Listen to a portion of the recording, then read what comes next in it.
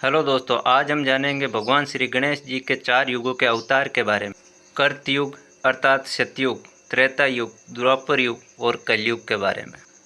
और कौन से युग में कौन सी सवारी रखते हैं, और साथ में ये भी जानेंगे दोस्तों कि क्यों की जाती है श्री गणेश जी की प्रतिमा का विसर्जन।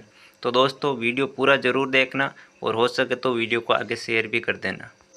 तो चलिए दोस्तों वीडियो शुरू करते हैं। तो दोस्तों जैसे कि हम सब जानते हैं, मोदक प्रिय श्री गणेश जी विद्या, बुद्धि और समस्त सिद्धियों के दाता हैं तथा थोड़ी उपासना से ही प्रसन्न हो जाते हैं। उन्हें हिंदू धर्म के प्रथम पूज्य देवता माना जाता है। किसी भी कार्य को प्रारंभ करने के पूर्व उनकी स्मरण और पूजन किया जाता है। आओ जानते हैं वे चारों युगों में किस अवतार में नजर आते हैं। तो दोस्तों सबसे पहले बात करते हैं सतयुग की। तो सतयुग में भगवान श्री गणपति जी ने कश्यप व अदिति के यहाँ पे श्री अवतार महोत्कट विनायक नाम से जन्म लिया। इस अवतार में गणपति जी ने देवांतक व नरांतक नामक राक्षसों का संहार करके धर्म की स्थापना की वे अपने अवतार की समाप्ति की। इस युग में गणेश जी का वाहन है सिंह, यानी कि शेर की सवारी थी। वे इस 10 भुजाओं वाले तेज स्वरूप तथा सबको वर देने वाले थे। तो दोस्तों अब बात करते हैं हम त्रेता युग की। त्रेता युग में गणपति जी ने उमा के गर्भ में भाद्रपद शुक्ल चतुर्थी के दिन जन्म लिया और उन्हें गणेश नाम दिया गया। और त्रेता युग में उनका वाहन मयूर है तथा तीनों लोकों में वे मयूरेश्वर नाम से भी विख्यात हैं। और 6 भुजाओं वाले इस अवतार में गणपति जी ने सिद्धू नामक दैत्य का विनाश किया व ब्रह्मदेव की कन्याओं रिद्धि व सिद्धि के साथ विवाह भी किया। तो दोस्तों अब बात करते हैं द्वापर युग की। द्वापर युग में उनका वर्ण लाल है। वे 4 भुजाओं वाले और मूषक वाहन वाले हैं तथा गजानन नाम से प्रसिद्ध है। द्वापर युग में गणपति जी ने पुनः पार्वती के गर्भ से जन्म लिया। वे गणेश कहलाए, परंतु गणेश के जन्म के बाद किसी कारणवश पार्वती ने उन्हें जंगल में छोड़ दिया, जहाँ पर पराशर मुनि ने उनका पालन पोषण किया। इन्हीं गणेश ने ही ऋषि वेदव्यास के कहने पर महाभारत लिखी थी। इस अवतार में गणेश जी ने सिंदूरासुर का वध करके उसके द्वारा कैद किए गए अनेक राजाओं और वीरों को मुक्त कराया था। इसी अवतार में गणेश जी ने वर्णीय नामक अपने भगत को गणेश गीता के रूप में ज्ञान का उपदेश दिया था।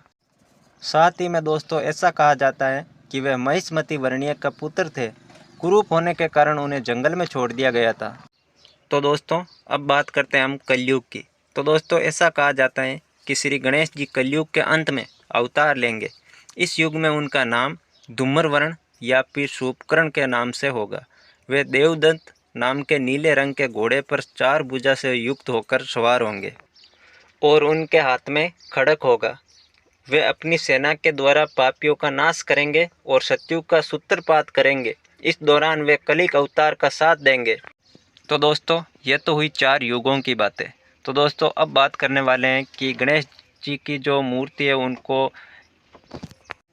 तो दोस्तों ये तो हुई 4 युगों की बातें। अब बात करने वाले हम कि गणेश जी का विसर्जन क्यों किया जाता है और गणेश जी ने महाभारत क्यों लिखी थी।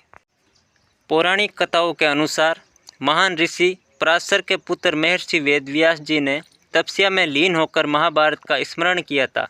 वेदव्यास जी ने दुनिया के समक्ष इस दिव्य काव्य को रखने का मन बनाया, लेकिन वेदव्यास जी के सामने बड़ी समस्या यह थी कि इसका श्रुतलेख कौन करेगा। फिर वेदव्यास जी ने गणेश जी को महाभारत लिखने के लिए कहा। फिर महर्षि वेदव्यास जी और गणेश जी के बीच महाभारत लेखन कार्य शुरू किया गया था। तब गणेश जी ने उनके समक्ष एक शर्त रख दी थी। गणेश जी ने कहा कि कलम शुरू करने के बाद वे रुकेंगे नहीं। अगर एक पल के लिए भी रुक गए तो वो आगे नहीं लिखेंगे। इस पर वेदव्यास जी ने भी समझदारी से काम लेते हुए गणेश जी के सामने शर्त रख दी थी कि वह हर श्लोक का अर्थ समझकर ही लिखेंगे। जब वेदव्यास जी ने कथाएं सुनाने के बाद अपनी आंखें खोलकर देखते हैं, तब देखने को मिलता है कि गणेश जी के शरीर का तापमान बहुत ही ज़्यादा बढ़ गया था। तब तुरंत वेदव्यास जी ने गणेश जी को निकट के सरोवर में ले जाकर उनको ठंडा किया। इसीलिए गणेश स्थापना पर चतुर्दशी को उनको शीतल किया जाता है। इसी कथा में यह भी वर्णित है कि श्री गणेश जी के शरीर का तापमान न बढ़े, इसीलिए वेदव्यास जी ने उनके शरीर पर माटी का लेप किया था। ये लेप सूखने पर गणेश जी के शरीर के अकड़न आ गई थी, माटी जरने लगी थी। तब उन्हें शीतल सरोवर में ले जाकर पानी में उतारा। इस बीच वेदव्यास जी ने 10 दिनों तक श्री गणेश जी को मनपसंद आहार अर्पित किए गए। तभी से प्रतिक्रियात्मक रूप से श्री गणेश प्रतिमा का स्थापन और विसर्जन किया जाता है। तभी से उन्हें 10 दिनों तक फल, लड्डू इत्यादि चढ़ाए जाते हैं।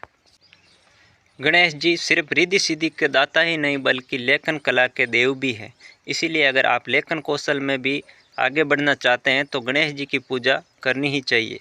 भगवान गणपति जी ने पौराणिक कथाओं और लोगों तक पहुंचाने के लिए महर्षि वेदव्यास के कहने पर महाभारत को सरल भाषा में लिपिबद्ध किया था। साथ ही जिस जगह पर महाभारत लिखी गई थी वो गुफा और जगह आज भी उत्तराखंड में मौजूद है। तो दोस्तों जितना हो सके मैंने शॉर्टकट में बताने की कोशिश की है, क्योंकि वीडियो ज़्यादा लंबा ना हो जाए इसके लिए। और आपको ये वीडियो कैसा लगा, अच्छा लगा तो वीडियो को लाइक कर देना, चैनल को सब्सक्राइब कर देना, ताकि इसी प्रकार के वीडियो बनाकर मैं और इसी चैनल पर डालता रहूं दोस्तों।